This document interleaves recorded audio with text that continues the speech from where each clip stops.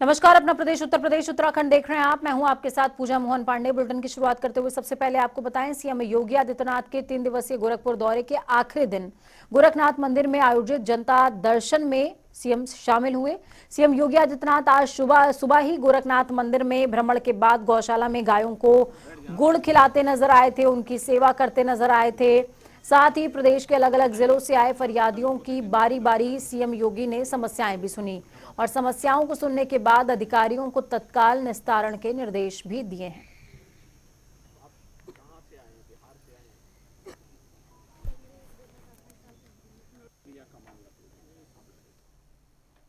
तो वहीं दूसरी तरफ मुख्यमंत्री योगी आदित्यनाथ ने चित्रगुप्त जयंती के मौके पर प्रदेशवासियों को ट्वीट करते हुए हार्दिक बधाई और शुभकामनाएं दी हैं। मुख्यमंत्री ने कोरोना संक्रमण को देखते हुए सावधानी बरतते हुए चित्रगुप्त जयंती मनाने की अपील करी। साथ ही सीएम ने कहा कि भगवान चित्रगुप्त की जयंती अच्छे कर्म करने की प्रेरणा देता है।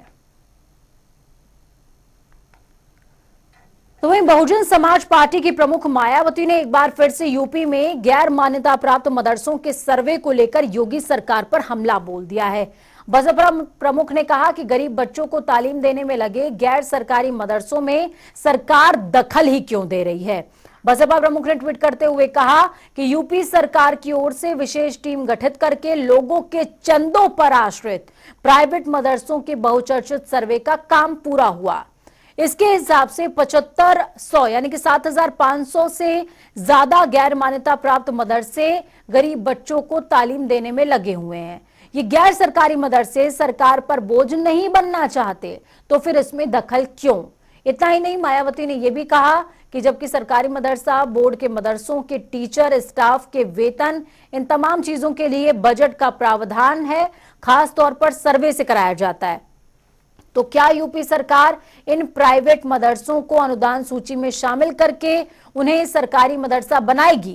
बीएसपी सरकार ने 100 मदरसों को यूपी बोर्ड में शामिल किया था।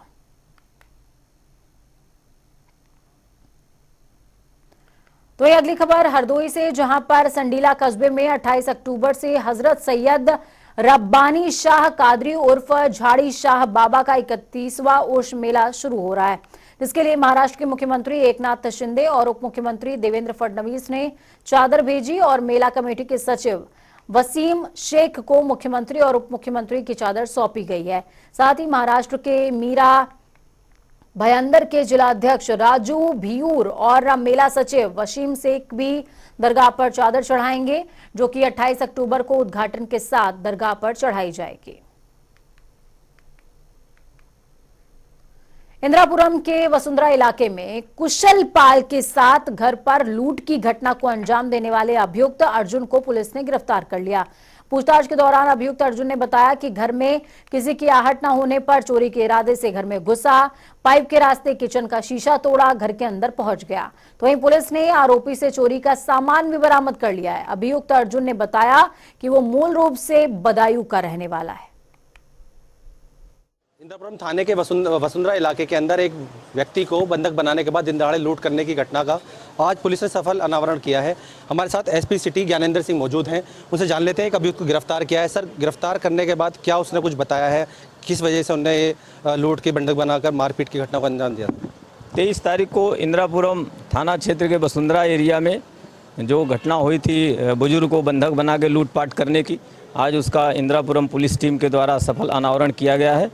अर्जुन जौहर जो मूल रूप से बदायूं का रहने वाला है लेकिन अभी मकनपुर में किराए पर रह रहा था, उसको पकड़ा गया है और उसके द्वारा 23 तारीख को लूटा गया सारा सामान बरामद किया गया है। सर, किस वजह से उन्होंने अंजाम दिया था, क्या उसका प्रोफाइल है? ये सफाई का काम करता था यहाँ मेट्रो स्टेशन पे। इसका कहना कि मेरी नौकरी छूट गई थी, आर्थिक रूप से परेशान चल रहा था और इसके साथ वो नशा का भी सेवन करता है, शराब गांजा आदि का, तो उसको पैसों की ज़रूरत थी, इस वजह से ऐसी घटना किया इसने। सर, बताया जा रहा है कि जब बुजुर्ग ने जो अंदर मौजूद थे उन्होंने साथ मारपीट की थी, उन्होंने बंधक बनाया था, उसके बारे में सर कुछ बताइए। ये जब अंदर खिड़की के रास्ते से जाली काट करके जब अंदर घुसा था ये, तो बुजुर्ग इसका विरोध जो अंदर में थे उनके द्वारा विरोध किया गया था, तो उनके साथ मारपीट हो गई थी और बुजुर्ग उस समय बेहोश हो गए थे, तब ये सामान लेकर के भाग गया था। सर अब जो पकड़ में आया है पुलिस ने किस तरीके से ट्रेस किया है, किस तरीके से पकड़ा गया है? ये हम लोग पूरी टीम उसी दिन से लगी हुई थी और सीसीटीवी वगैरह खंगाले गए, इसमें अच्छी इसकी फ़ोटो वगैरह मिल गई थी जिससे पहचान करवा करके इसको पकड़ा गया। सर सुनने में आया है कि साइकिल से इनने इस वारदात को अंजाम दिया है, और ये कहाँ का अभी फिलहाल में कहाँ रह रहा था, इसके बारे में कुछ? ये हमने पूर्व में ही बताया, ये मकनपुर में किराए पर रह रहा था और साइकिल से ही ये चल रहा था उस समय। देखिए साफ तौर पर जाहिर है साइकिल से इसने इस वारदात को अंजाम दिया था। बुजुर्ग को बंधक बनाने के बाद एक लूट का इन्हें पूरी लूट की थी, और उसके अलावा जब इसका विरोध बुजुर्ग ने किया तो उनको मारा पीटा भी गया। बने रही जनता टीवी साथ, हैदर अली संवाददाता, गाजियाबाद। तो वहीं देश भर में आज गोवर्धन पूजा का त्योहार बड़ी धूमधाम के साथ मनाया जा रहा है, मगर मथुरा के गोवर्धन में इसका अलग ही नजारा देखने को मिलता है, जहां पर भगवान गोवर्धन गिरिराज महाराज के मंदिर देश भर से भक्त गोवर्धन पूजा और उनके दर्शन को पहुंचते हैं। इसके लिए सुबह से ही मंदिरों में भक्तों का तांता लगा हुआ है, क्योंकि आज के दिन खासतौर पर गोवर्धन का महत्व है। तभी तो लोग यहाँ आकर हजारों वर्षों से स्थापित गिरिराज पर्वत की परिक्रमा भी करते हैं और पूजा भी। हजारों भारतीय और विदेशी भक्तों की ओर से गिरिराज पर्वत की पूजा की जाती है, जिसके लिए देश विदेश से हजारों की तादाद में लोग गोवर्धन महाराज के 56 भोग का आयोजन भी करते हैं। मथुरा के विश्व प्रसिद्ध गोवर्धन में बने गोंड्या मठ में सभी विदेशी भक्तों के ओर से गिरिराज जी बनाए जाते हैं। 56 तरह के भोजन जिनको लेकर के बैंड बाजों की धुन के साथ नाचते गाते हुए लोग जाते हैं। गिरिराज जी के नंगे पांव सप्तकोशीय परिक्रमा और फिर जो है भोग लगाने का कार्यक्रम होता है। परिक्रमा मार्ग में स्थित गोवर्धन पर्वत पर पंचामृत से अभिषेक किया जाता है, जिसमें दूध, दही, शहद, चीनी का बूरा, देसी घी से स्नान कराया जाता है। यहाँ पर आए विदेशी जमकर नाच गाना किया करते हैं और गोवर्धन महाराज की जय जय, उनकी पूजा अर्चना भी करते हैं। भगवान कृष्ण ने द्वापर युग में इसी गिरिराज पर्वत को उठाकर इंद्र देवता के प्रकोप से ब्रजवासियों की रक्षा की थी। तभी से गोवर्धन पूजा का महत्व लगातार चला आ रहा है।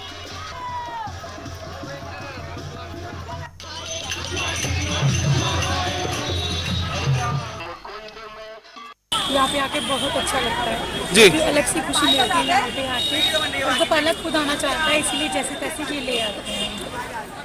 गोपाल जी साथ में है। अगर हम बात करें आज गोवर्धन पूजा है, क्या कहेंगे इस मौके पर? गोपाल जी ने तो शुरू करवाई थी ना गिरिराज जी की पूजा, अगर गोपाला नहीं आएगा तो गिरिराज पूजा कैसे होगी? तो वहीं आगरा में गोवर्धन पूजा का त्योहार धूमधाम से मनाया जा रहा है। इस दौरान विशालकाय गोवर्धन पूजा की तैयारी की गई। बताया जा रहा है कि 31 सालों से गोवर्धन पूजा में सैकड़ों क्षेत्रीय लोग शामिल होते हैं और गोवर्धन पूजा के बाद सैकड़ों लोगों को अन्नकूट के प्रसाद भी दिए जाते हैं।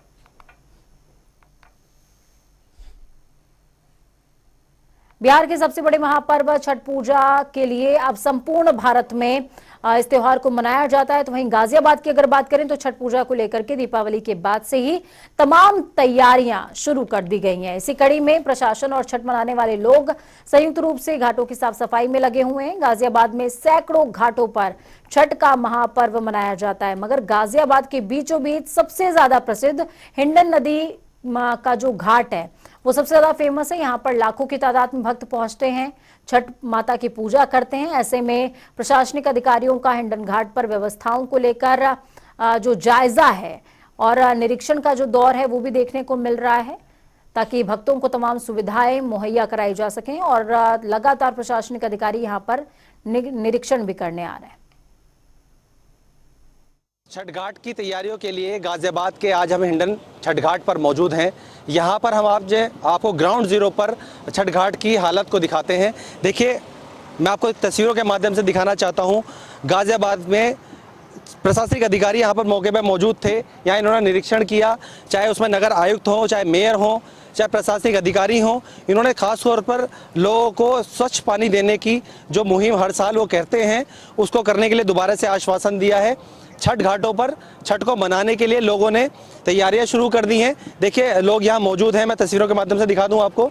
यहाँ अपनी तैयारियां करने में लग रहे हैं पूजा में, और कहीं ना कहीं अब लोग चाहते हैं कि जल्द ही छठ घाट का दिन नज़दीक आने वाला है, तो अपनी अपनी जगह सुनिश्चित कर लें ताकि वो पूजा कर सकें, पूजा में कोई विघ्न उनको ना पड़े।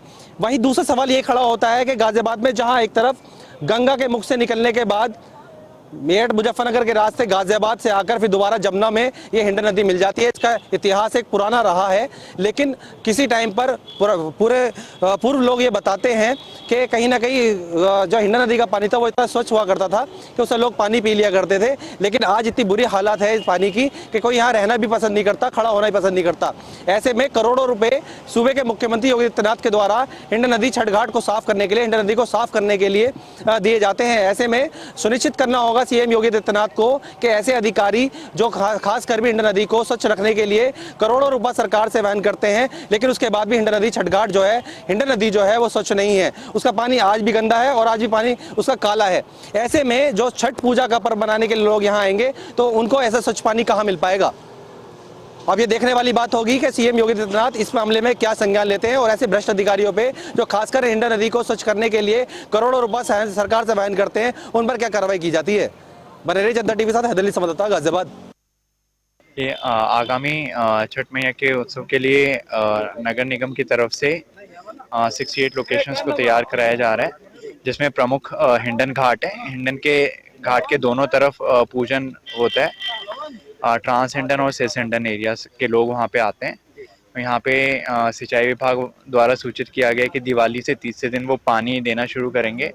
अगर उसमें विलम्ब भी होता है तो हमारी स्वास्थ्य विभाग की नौकाएं जलकुंभी को हटवाने का काम सुनिश्चित करेंगी। इसके अलावा कम से कम 5 जिनों की मांग यहाँ पे विभिन्न संगठनों द्वारा की गई है, जिसको हम पूर्ण कराएंगे।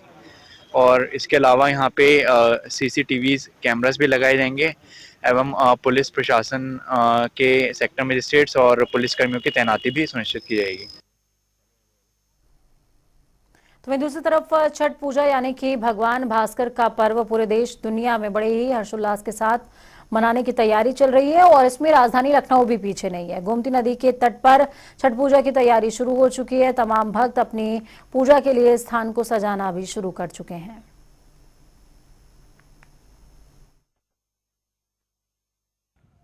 पूर्वांचल का सबसे बड़ा त्योहार छठ पूजा यानी भगवान भास्कर की पूजा तैयारी शुरू हो चुकी है। लखनऊ में बड़े जोरों शोरों से मनाया जाता है और यही वो स्थान है जहां पर मुख्यमंत्री से लगा के तमाम जो बड़े नेता हैं या संगठन के नेता हैं, सभी लोग यहां पर आते हैं और भगवान की पूजा भी करते हैं।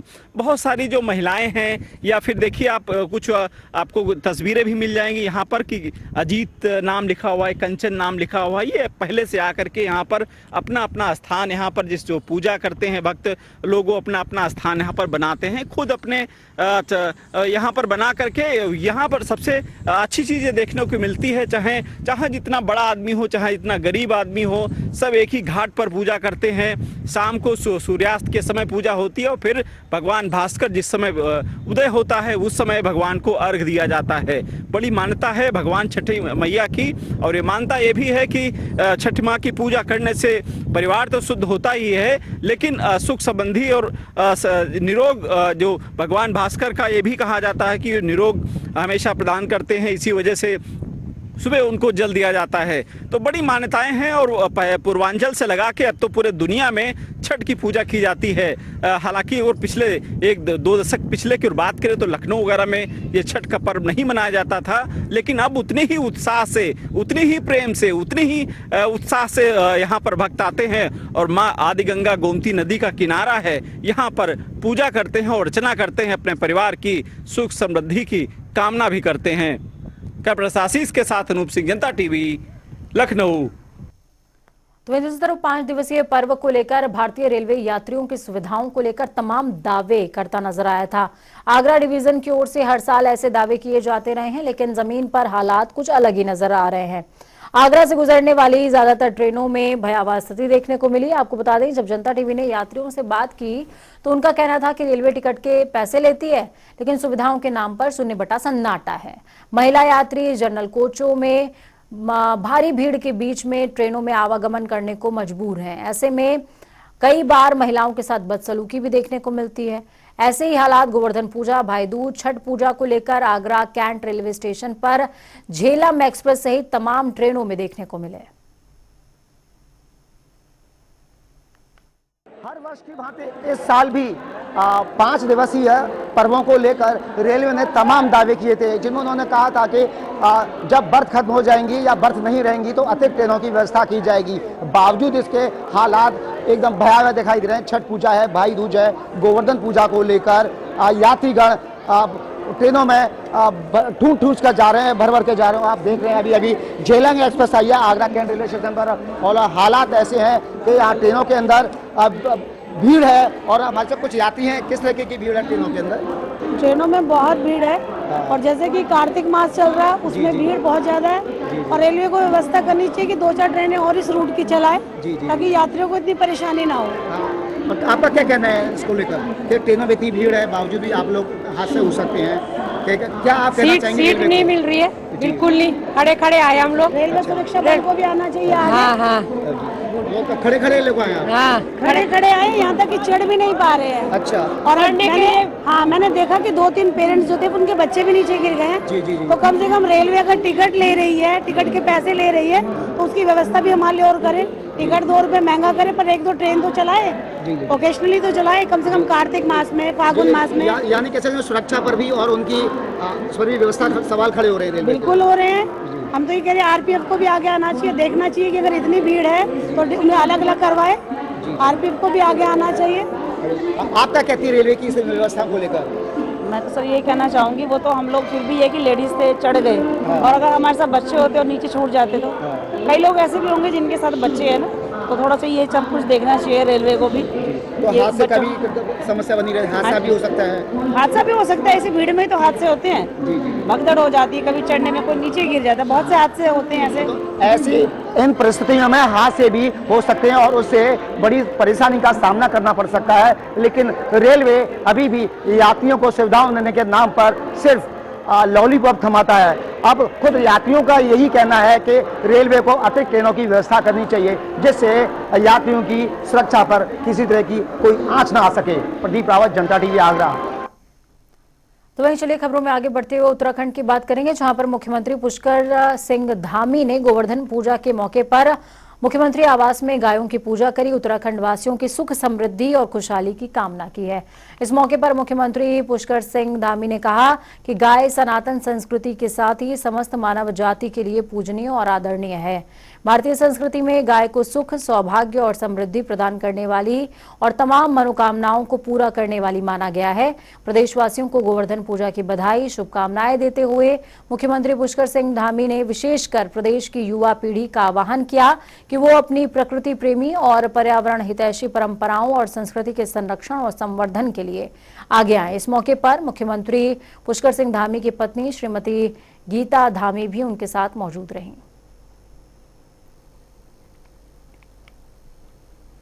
गंगोत्री धाम के कपाट आज अन्नकूट के पर्व पर शीतकाल के लिए बंद कर दिए गए। कपाट बंद होने के बाद मां गंगा की उत्सव डोली को यात्रा गंगोत्री धाम से शीतकालीन पड़ाव मुखबा के लिए प्रस्थान कराया गया।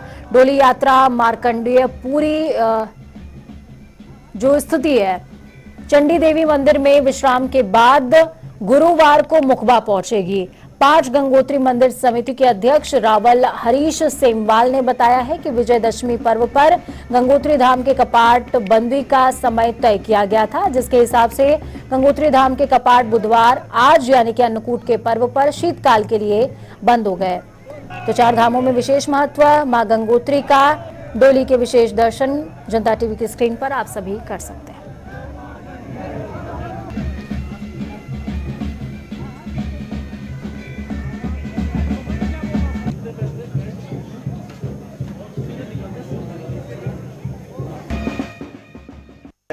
आज बहुत ही हर्ष का विषय है और अभी अभी मां भगवती गंगे के कपाट शीतकालीन के लिए दर्शनार्थियों के लिए बंद कर दिए गए हैं और अब मां भगवती गंगे के दर्शन हमारे ग्राम मुखी मठ में होंगे, जहां 6 महीने मां गंगा जी की पूजा होगी। और सभी दर्शनार्थियों से हम आग्रह करते हैं कि आप मुखी मठ ग्राम में आके मां भगवती के दर्शन कर सकते हैं। और आज मां गंगा अपने रात्रि विश्राम मां भगवती गंगे दुर्गा मैया के वहाँ करेगी और कल सुबह ठीक 11 बजे मां भगवती गंगे वहाँ से प्रस्थान करेगी और अपने शीतकालीन प्रवास मुखी मठ में पहुँचेगी, जहाँ सबके लिए दर्शन 6 महीने शीतकाल के लिए खुले रहेंगे। आप वहाँ पे आके माँ गंगा के दर्शन कर सकते हैं। जय गंगा मैया।